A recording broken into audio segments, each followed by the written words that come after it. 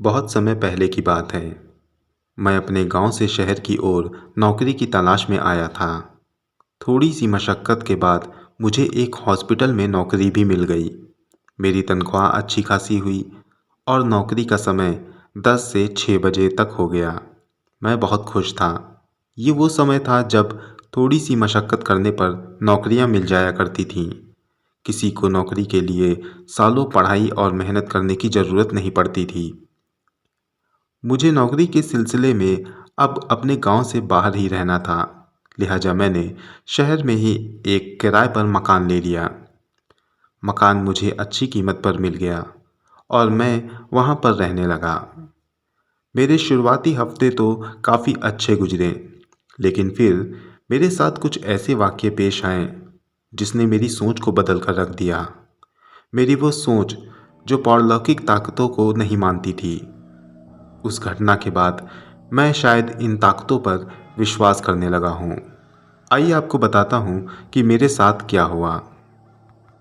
मुझे नौकरी करते और उस मकान में रहते एक हफ्ता गुजर चुका था, लेकिन एक दिन जब मैं हॉस्पिटल से वापस आया तो मैं रात का खाना बनाकर सो गया।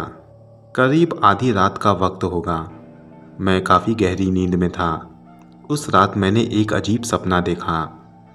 सपने में मैंने देखा कि जिस मकान में मैं रह रहा हूँ उसके आंगन में एक अजनबी औरत जो काले नकाब को पहने हुई थी, वो वहाँ बैठी कुछ धीरे धीरे गुनगुना रही है। जब उसके गुनगुनाने की आवाज़ मेरे कानों में पड़ी तो मैं उस ओर चल पड़ा। आंगन में जाकर देखा तो दूसरी ओर मुंह करके एक औरत बैठी थी। मैं उसके करीब गया, कहने लगा, आप कौन हैं और यहाँ पे कैसे आई? वो कुछ बोली नहीं। उसका गुनगुनाना बंद हो गया। पलटकर उसने मेरी ओर देखा। जब मैंने उसके चेहरे को देखा तो वो एक निहायत खूबसूरत और नौजवान लड़की थी। वो मुझे देखकर उठ खड़ी हुई। मैंने उससे फिर कहा, तुम कौन हो और यहाँ कैसे आई? मेरी बात सुनकर वो अचानक से भागने लगी। मेरे मन में आया कि कहीं ये कोई चोर तो नहीं। मैं भी उसके पीछे भागा। मैं उसके पीछे भाग रहा था और वो भागते हुई दरवाजे के पास गई। उसने जोर से दरवाज़ा खोला और दरवाज़ा जब दीवार से टकराया तब मेरी आँख खुल गई और आँख खुलते ही मुझे एहसास हुआ कि आवाज़ मेरे कमरे में अब भी आ रही है। मैं तुरंत उठकर अपने कमरे से बाहर निकला और रसोई की तरफ गया। देखा कि एक बर्तन नीचे लुढ़क रहा था और रसोई की खिड़की खुली थी। मैंने सोचा कि शायद कोई बिल्ली अंदर आई होगी। मैंने बर्तन उठाकर वापस रख दिया और खिड़की बंद कर दी। सुबह के 4 बज चुके थे और अब मैंने सोना ठीक नहीं समझा। मैं उस वक्त चहलकदमी करने लगा। मैंने सोचा कि क्यों ना बाहर की सैर कर ली जाए। मैं कमरे में ताला लगाकर बाहर की ओर निकल गया। जब सूरज निकल आया तो मैं घर वापस आया और फिर हॉस्पिटल चला गया। हॉस्पिटल में मैं सारा दिन इसी सपने के बारे में सोचता रहा, क्योंकि ये सपना मुझे सपना कम हकीकत ज़्यादा लग रहा था।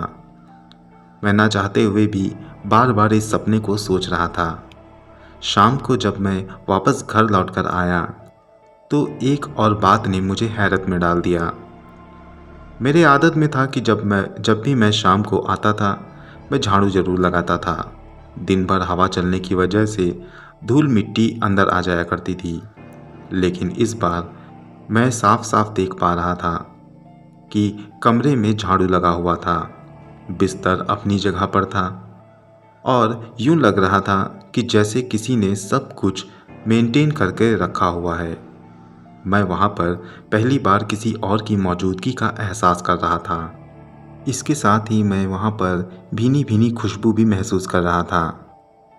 कुछ देर सोचने के बाद इन बातों को मैंने अपने दिमाग से हटाने की कोशिश की और फिर जाकर नहाने लगा। नहाकर लौटा और उसके बाद मैंने रात का खाना बनाया। खाना बनाकर मैंने खाना खाया और फिर थोड़ा बहुत अखबार पढ़कर मैं अपने पलंग पर लेट गया और उसी रात वाले सपने के बारे में सोचने लगा। वो भीनी भीनी खुशबू मुझे अभी भी आ रही थी। मैं उठकर अपने कमरे को चेक करने लगा। वहाँ पर कोई ऐसी चीज़ नहीं थी जिसकी खुशबू इस तरह से आए। मैं इत्मीनान करके अपने पलंग पर फिर से बैठ गया और थोड़ी देर के बाद लेट गया। मैं अब नींद के आगोश में धीरे धीरे जा ही रहा था कि तभी मेरे कानों में एक ऐसी आवाज़ पड़ी जैसे कि कोई अपने पैर रगड़ कर चल रहा हो। मैं फिर से उठकर बैठ गया। मेरे उठकर बैठते ही वो रगड़ कर चलने की आवाज़ भी रुक गई। मैं हैरत में पड़ गया, थोड़ा सा डरा भी, लेकिन मैं भूत प्रेत पर विश्वास नहीं करता था।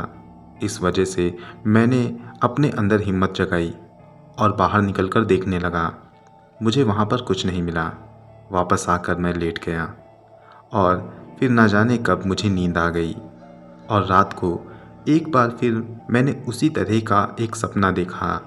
इस बार सपने में वो औरत जीने पे बैठी हुई अपने बाल संवार रही थी।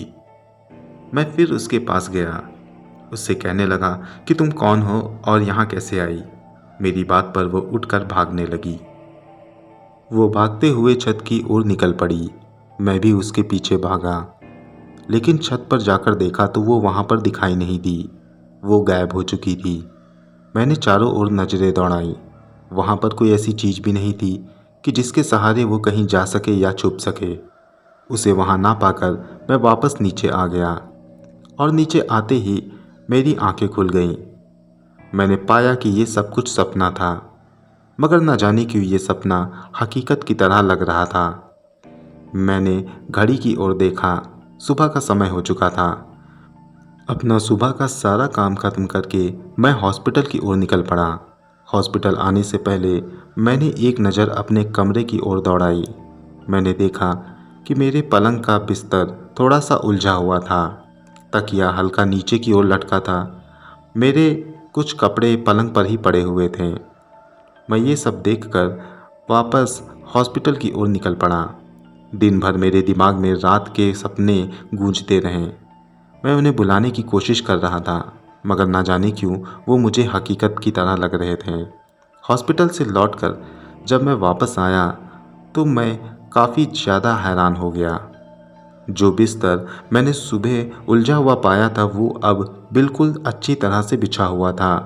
मेरे कपड़े जो उसी बिस्तर पर पड़े हुए थे अब उनको तहाकर अलमारी में रख दिया गया था। ये सब देखकर मेरी रूह कांप गई। ये कौन कर सकता है? ये हो ही नहीं सकता, क्योंकि मैं अपने कपड़े खुद इस तरह से रख कर गया था और मेरे अलावा यहाँ पर कोई आता भी नहीं है। मैं कुछ देर सोच में बैठा रहा।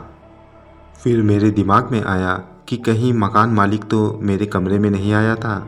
ये सोचकर मैं झट से बाहर की ओर निकला और मकान मालिक के घर की ओर चला गया।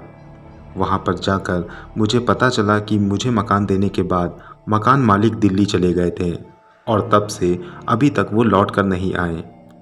मैं मकान मालिक की बीवी से सारा वाकया कहना चाहता था, मगर ना जाने क्यों मैं उनसे कुछ कह नहीं पाया। मैं लौटकर वापस घर पर आ गया। घर पे आकर मैं फिर पलंग पर बैठ गया। मैं वही भीनी भीनी खुशबू महसूस कर पा रहा था। मैं थोड़ी देर पलंग पर लेट गया और फिर कुछ देर के बाद उठकर खाना बनाने की तैयारी करने लगा। उस वक़्त मुझे अपने आसपास किसी की मौजूदगी का एहसास हो रहा था। यूँ लगता था कि जैसे अभी चलकर कोई पीछे आया है। कभी कभी तो ये भी एहसास होता था कि कोई मेरे बिल्कुल करीब से होकर गुजरा है, मगर वहाँ पर कोई होता नहीं था। न जाने क्यों मुझे ये सब एहसास हो रहा था। मेरी तो कुछ समझ नहीं आ रहा था। मैं खाना खाकर वापस पलंग पर लेट गया, मगर उस रात मैंने जागते रहने का फैसला किया। मैं करवटें बदल बदल कर रात भर जागने का कोशिश कर रहा था। आधी रात के वक्त मेरे कानों में फिर वही आवाज़ पड़ी। मैं उठकर पलंग पर बैठ गया। इस बार ये सपना नहीं था, ये हकीकत थी। ये वही आवाज़ थी जो मैं सपने में सुनता था। मैं जगा हुआ था। मैं अपने पलंग से उठकर आंगन की तरफ गया, मगर मुझे वहाँ पर कोई दिखाई नहीं दिया। मैंने एक एक कमरा ठीक से छान मारा, वहाँ पर कोई नहीं था। थोड़ी देर आवाज़ आते रहने के बाद मैंने ज़ोर से चिल्लाकर कहा, कौन है यहाँ पर? मेरे इतना कहते ही वो आवाज़ आना बंद हो गई। थोड़ी देर मैं वहीं खड़ा रहा और उसके बाद वापस आकर पलंग पर बैठ गया। मैंने सोचा कि किसी से इस बारे में बताकर मदद ली जाए, लेकिन जब भी मैं इस बारे में किसी को बताना चाहता था तब न जाने क्यों खुद ब खुद मेरी ज़बान रुक जाती थी। मैं चाह कर भी किसी से कुछ कह नहीं पाता था। अब ये सब घटनाएं मेरे साथ रोज़ घटती थीं और मैं चाह कर भी किसी को कुछ बता नहीं पाता था। एक दिन जब मैं घर वापस लौट कर आया तो कुछ नया देखा। मैं जैसे ही घर के अंदर दाखिल हुआ, मुझे खाने की बहुत अच्छी खुशबू आई। मैं झट से रसोई की ओर भागा। मैंने देखा कि रसोई में खाना बना रखा है। मैंने बर्तन में झाँका तो खाना वाकई में पका हुआ था। मैं हैरत में था कि कौन अंदर आकर खाना पका सकता है। खाना अभी अभी बना हुआ लग रहा था, बिल्कुल ताज़ा था। मैं काफ़ी ज़्यादा खौफज़दा हो गया। मैं घर से बाहर आया। मैंने ठान लिया कि मैं इस बारे में किसी को ज़रूर बताऊंगा। मैं अपने मकान मालिक के घर जाने लगा। सोचा मकान मालकिन को मैं सब कुछ बता दूं, मगर जैसे ही उनके घर के करीब पहुंचा, न जाने क्यों मैं खुद ब खुद रुक गया। मैंने ये सब बताना किसी को ठीक न समझा और वापस अपने मकान में आ गया। वापस आकर मैंने वो बना हुआ खाना फेंक दिया और खुद अपने हाथ से खाना बनाकर खाकर अपने पलंग पर बैठ गया। फिर मैं सोने की कोशिश करने लगा। मैं अंदर से खौफज़दा था, मगर फिर भी वहाँ पर रुका हुआ था। थोड़ी देर के बाद मुझे नींद आ गई और मैं सो गया। लगभग आधी रात का वक्त होगा। मेरे कानों में कुछ सरगोशियाँ पड़ी। मेरी आँख खुली तो मुझे महसूस हुआ कि कोई बर्तनों में आवाज़ कर रहा है। मैं पलंग से उठकर बैठ गया और दौड़कर रसोई की तरफ गया। मैं ये देखकर बहुत ज़्यादा खौफज़दा हो गया था कि वो औरत जो मुझे सपने में दिखाई देती थी वाकई में रसोई में बैठी हुई थी। मेरे वहाँ पहुँचते ही वो पलटकर मुझसे कहने लगी, आपने मेरा बनाया हुआ खाना क्यों फेंक दिया? मैं बहुत अच्छा खाना बनाती हूँ और आप ही के लिए तो बनाया था। उसके इतना कहते ही मैं चक्कर सा खा गया। मुझे कुछ समझ में नहीं आया और मैं बौखला सा गया। मैं तेज़ी से वहाँ से भागने लगा। मैं समझ चुका था कि ये भूत प्रेतों का जाल है। मैं जल्दी से उस कमरे से बाहर निकल जाना चाहता था, मगर जल्दबाजी में फर्श पर मेरा पैर फिसला और मैं सर के बल जाकर ज़मीन से टकरा गया और फिर धीमे धीमे मेरी आंखों के आगे अंधेरा छा गया। जब मेरी आंख खुली तो मैं पलंग पर लेटा हुआ था। मेरे मेरे सिर में काफ़ी तेज़ दर्द हो रही थी। मैंने देखा कि वही औरत जो नकाब पहने हुए सपने में आती थी, वो धीरे धीरे कमरे में दाखिल हो रही थी। मैं चाहकर भी हिल ना पा रहा था। वो मेरे करीब आई। मेरे मत्थे पर उसने अपना हाथ रखा। कहने लगी, डरने की ज़रूरत नहीं है, अब तुम बिल्कुल ठीक हो जाओगे। इतना कहने के बाद वो मेरे मत्थे पर अपना हाथ फेरने लगी। उसके बाद वो उठकर वहाँ से चली गई। मैंने अपनी आंखों से देखा था, वो दीवारों को पार करते हुए ऐसे जा रही थी कि जैसे दीवार उसके लिए कुछ नहीं थी। मैं ये देखकर बहुत ज़्यादा डर गया और न जाने कब वहाँ पर बेहोश हो गया। जब मेरी आँख खुली तो मैंने खुद को उसी पलंग पे ही पाया। मैं उठकर बैठ गया और मैंने समय देखा, सुबह हो चुकी थी। मैंने अपना सामान पैक किया, फैसला कर लिया कि अब यहाँ नहीं रुकूंगा और मकान मालकिन के घर जाकर मैंने उनके मकान की चाबी उनको देते हुए कहा कि शाम को आकर मैं अपना सामान उठा ले जाऊंगा। शाम के वक्त मैंने अपना सामान वहाँ से बटोर लिया और दूसरे मकान में जाकर शिफ्ट हो गया। मैं कभी भी उस मकान के पास से भी नहीं गुजरा।